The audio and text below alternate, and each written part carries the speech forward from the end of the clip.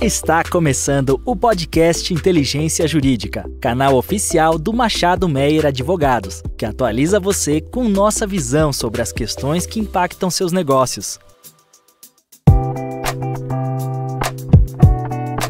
Olá a todos e todas, meu nome é André Menon, sou sócio tributário do Machado Meyer e esse é mais um episódio do podcast Boletim Tributário da Inteligência Jurídica. Hoje, tenho o prazer de ter comigo para discutir os temas mais relevantes das últimas quinzenas, o meu sócio Fernando Munhoz e a advogada plena de Brasília, Vanessa Teixeira Campos.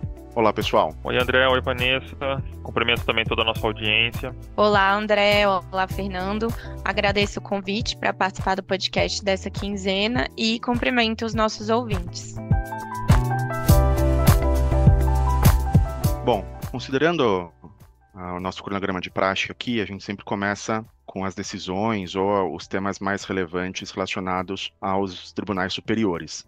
Fernando, você consegue nos atualizar com relação ao que teve de novo ou o que virá de novo dos tribunais superiores, por favor? Claro, André. No mês de julho, tradicionalmente, é recesso no STJ e no STF. Então, nós vamos aproveitar aqui a oportunidade para falar de dois temas que estão na pauta do Supremo agora já para o início de agosto, e são dois temas bastante relevantes. O primeiro deles é o 487, e o objeto da discussão é a gradação de multas isoladas por descumprimento de obrigações acessórias e a sua relação com o princípio de vedação ou confisco. O que nós vamos ter é um caso em que havia uma aplicação de uma penalidade de entre 5% e 40% relacionado ao descumprimento de obrigação acessória em situação na qual não houve cobrança de tributo, ou seja, o contribuinte eventualmente cometeu algum tipo de equívoco em suas obrigações acessórias que não implicou em falta de recolhimento de algum tributo, mas mesmo assim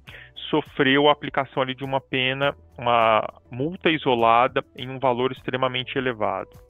Essa discussão ela é bastante relevante porque nós temos diversas penalidades que são aplicadas, e nós temos situações em que se chega à cobrança de 40% do valor da operação. E vejam a gravidade do caso. Se a gente estivesse falando, por exemplo, do ICMS, considerando uma alíquota de 18%, nós poderíamos chegar a situações em que se aplica uma multa aí superior a 30% por conta de descumprimento de obrigação acessória, e levando em consideração o valor das operações, nós teríamos uma penalidade que, inclusive, pode chegar ao patamar assim, de praticamente o dobro do imposto que foi recolhido na operação. Então, daí a relevância desse julgamento que está na pauta do Supremo agora para o início de agosto, porque ele vai definir exatamente assim, qual que seria um patamar tido como sendo adequado para, lógico, penalizar o contribuinte que descumpriu uma obrigação tributária, mas que também não chegue ao ponto de ser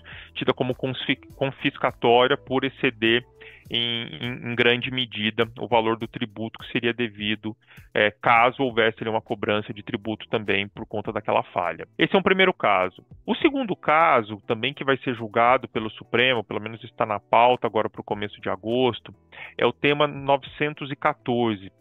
E a discussão ali é a respeito da possibilidade de incidência da chamada seed royalties em contratos que envolvem pagamentos de valores a empresas ou pessoas domiciliadas no exterior e que tenham como objeto ali o uso de licenças e a discussão se poderia ou não haver esse tipo de incidência dessa contribuição, mesmo naqueles casos em que não há transferência de tecnologia, ou seja, você tem um pagamento a título de licença para o uso de um determinado software, em muitos casos não há necessariamente transferência de tecnologia, o que por consequência leva até um questionamento a respeito da qualificação desse pagamento como sendo royalty ou não, e o Supremo vai justamente definir se nessas circunstâncias pode-se exigir essa contribuição, porque a transferência ou não de tecnologia ela acaba sendo um elemento bastante relevante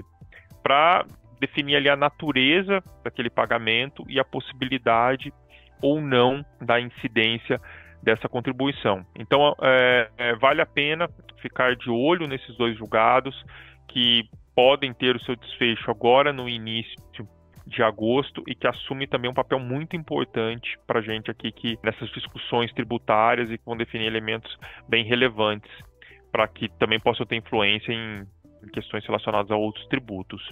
Ótimos pontos, Fernando. Esse primeiro caso, inclusive, acho que é um caso bastante relevante, mesmo porque quando a gente olha para a fase administrativa ela mantém sempre essas multas, porque ela entende que o argumento de confiscatoriedade, ele não pode ser analisado pela fase administrativa, apenas pela fase judicial. Me parece que essa decisão do Supremo Tribunal Federal, ela traria ali um balizador bastante interessante, inclusive, para fim de aplicação em uma discussão na fase administrativa. Não, sem dúvida, André. Se me permite só mais um complemento, até porque a gente acaba lidando com aquelas circunstâncias em que o órgão julgador acaba sendo chamado muitas vezes para estabelecer um percentual de multa que seria considerado adequado, né? E aí até assim esbarra naquela circunstância de ser um tema até de lei que deveria vir para trazer esse tipo de regramento, né? Então assim, o Poder Judiciário, no momento em que ele é chamado a definir essa questão e o Supremo aqui podendo definir, acredito que vai dar um indicativo bastante claro para que também mesmo órgãos julgadores de outras instâncias possam, em eventuais casos, reduzir esse tipo de penalidade, levando em consideração a orientação que o Supremo vier a dar para o tema. Ótimo. Vamos acompanhar e trazer aqui essas informações para os nossos ouvintes. Vanessa, como, né, a gente acompanhou na última quinzena, a gente teve uma confusão bastante grande relacionada ali ao IOF, né, a edição dos decretos presidenciais 12.466, 12.467, 12.499, a edição do decreto legislativo 176, enfim.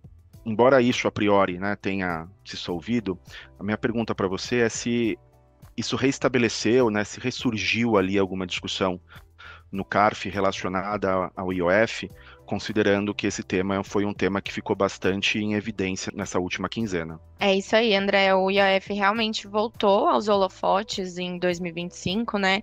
E foram retomadas várias discussões envolvendo os fatos geradores desse tributo. Uma dessas discussões envolve a incidência do IOF sobre contratos de conta correntes firmados em empresas do mesmo grupo econômico. De forma resumida, nesses contratos, são registrados débitos e créditos das empresas do grupo com a apuração de saldo somente no encerramento da conta. É como se as partes compartilhassem uma conta conjunta. E é o que difere de um contrato de mútuo, por exemplo, onde realmente há uma transferência de recurso com intenção de que esses valores sejam restituídos. Então, apesar dessa discussão parecer um assunto muito específico, ela tem implicações relevantes na rotina financeira de muitos grupos econômicos, principalmente aqueles que adotam mecanismos internos de compensação de saldos como forma de gestão de caixa. Aqui, Vanessa, eu acho que vale a pena só a gente resgatar uma questão que o próprio Supremo apreciou em 2023, que foi o tema 104 de repercussão geral. Naquela oportunidade, a discussão que chegou ao STF foi justamente a possibilidade da cobrança de IOF nos casos envolvendo operações de mútuo, envolvendo pessoas jurídicas que não são instituições financeiras.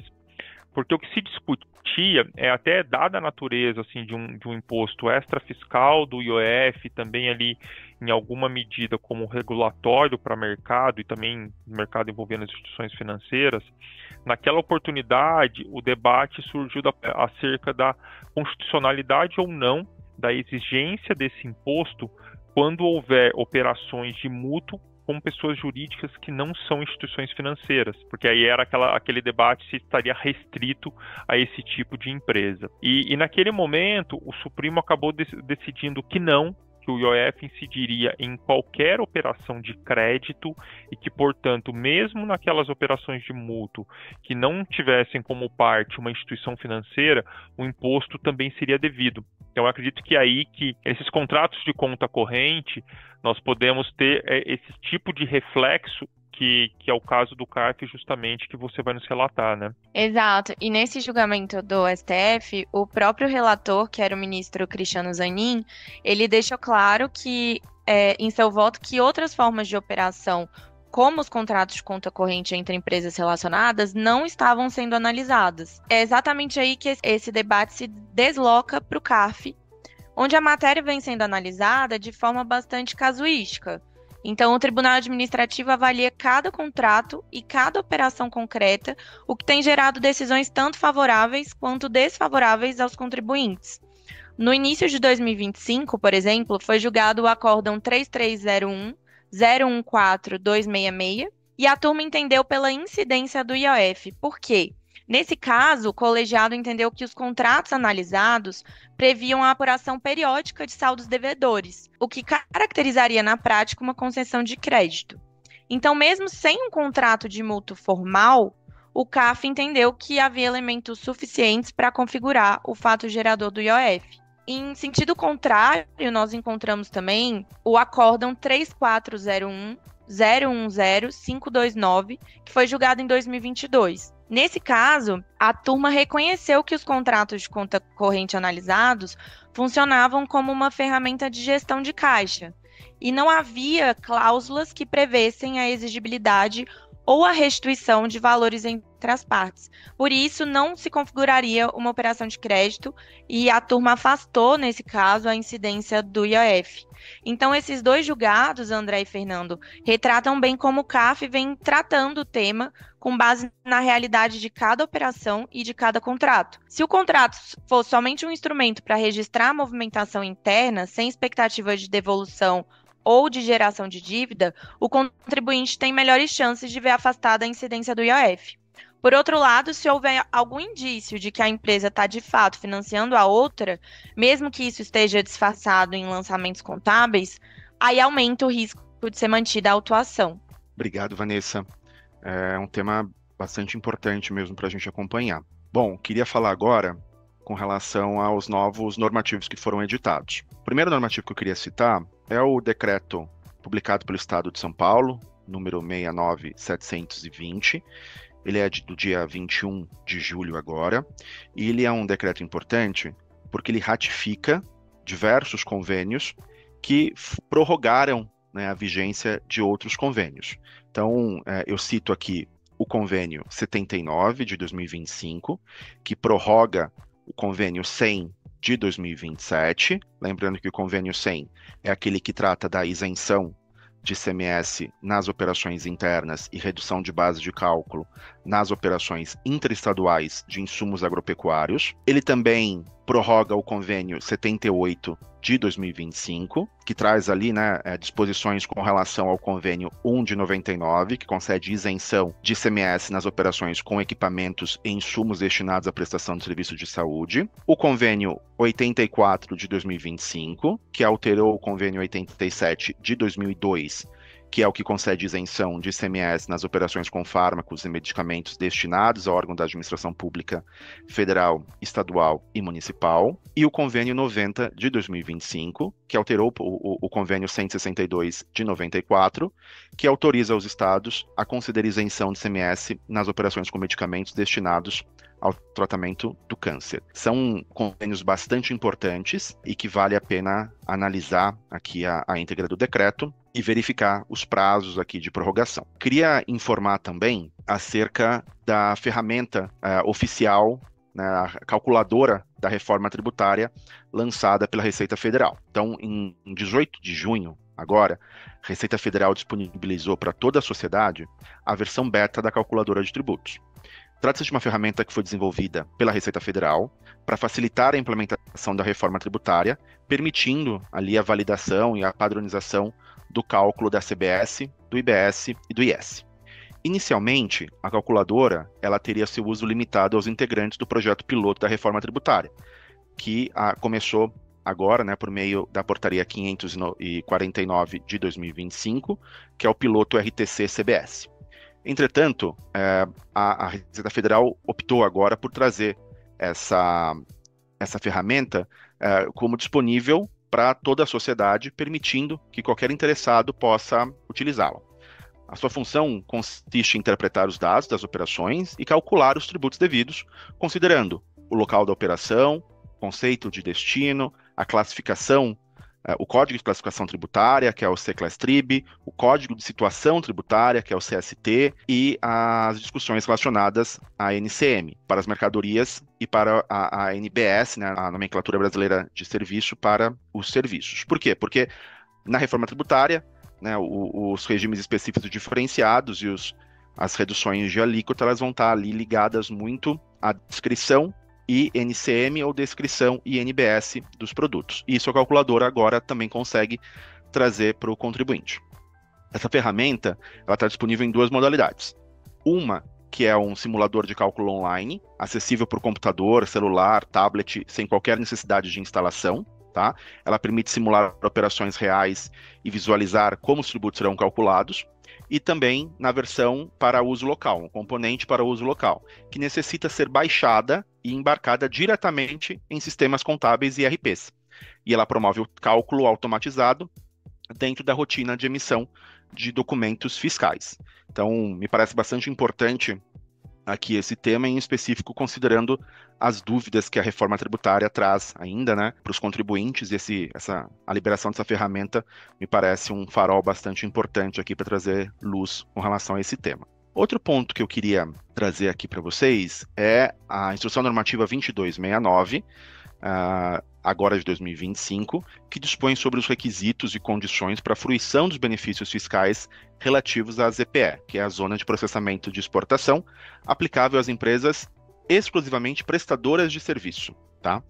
A IN, ela trata sobre a autorização para instalação na ZPE, ou seja, quem pode se instalar naquela região, os requisitos para a fruição do regime, ou seja, quais são ali os requisitos necessários para que essas empresas cumpram para poder fruir desse regime, indicações do tratamento tributário e cancelamento da habilitação no regime no caso de descumprimento de algum requisito. Lembrando que ZPE foi mantida na reforma tributária, então é bastante interessante que os nossos clientes que possuem, né, estabelecimento em alguma ZPE ou que queiram migrar para alguma ZPE, também vejam aqui essa Instrução Normativa 2269. Fernando, tem mais alguma instrução normativa que você pensa ser importante a gente comentar da Receita Federal? Sim, André. Na última semana também houve a publicação da Instrução Normativa 2272, que traz uma alteração muito relevante na Instrução Normativa 2055 de 21. Apenas para recapitular, a Instrução Normativa 2055 de 21, ela trata, dentre alguns assuntos,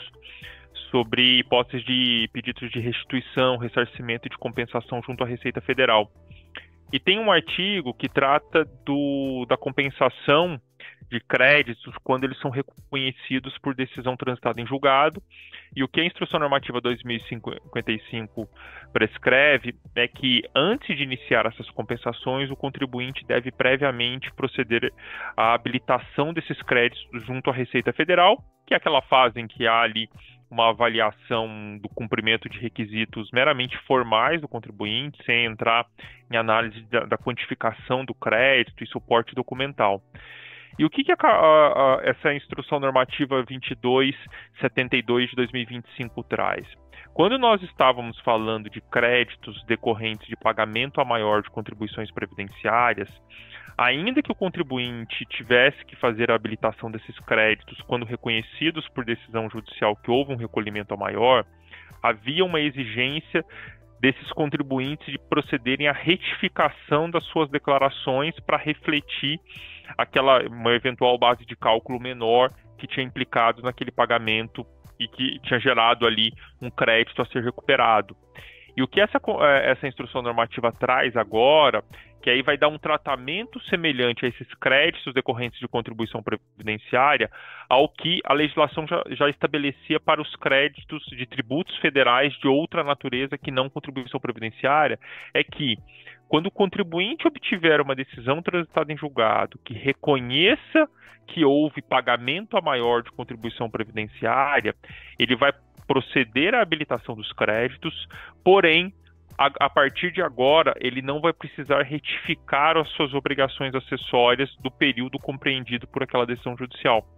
Esse é um ponto bastante relevante, porque o contribuinte, no passado, tinha que fazer as retificações com todas as implicações que isso decorre, com abertura de prazos decadenciais e, eventualmente, ali, postergação do início desse prazo, né, até para a extinção dos créditos.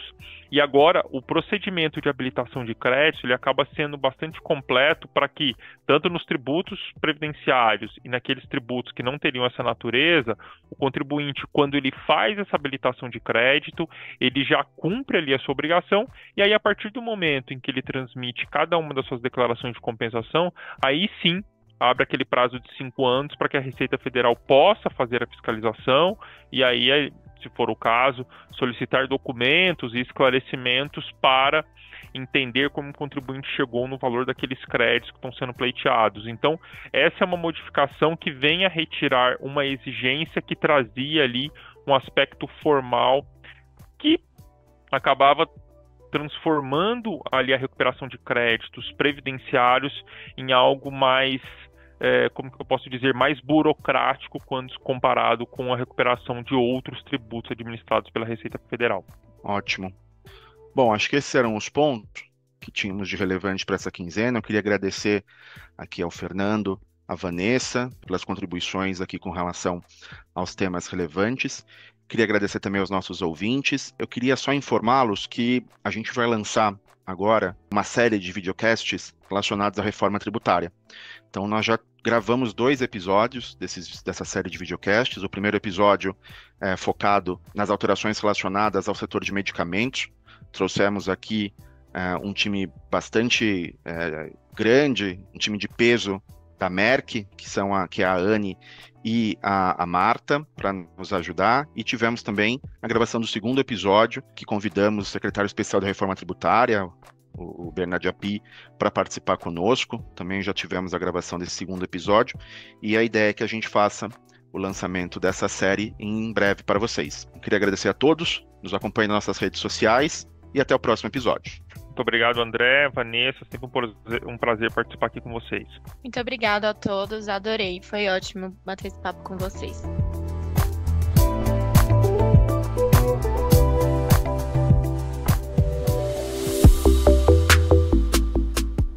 Você ouviu mais um episódio do podcast Inteligência Jurídica. Além de favoritar e compartilhar, agora você pode participar da nossa caixinha de perguntas e enquetes aqui no Spotify. Ouvir você é fundamental para continuarmos aprimorando nossos conteúdos.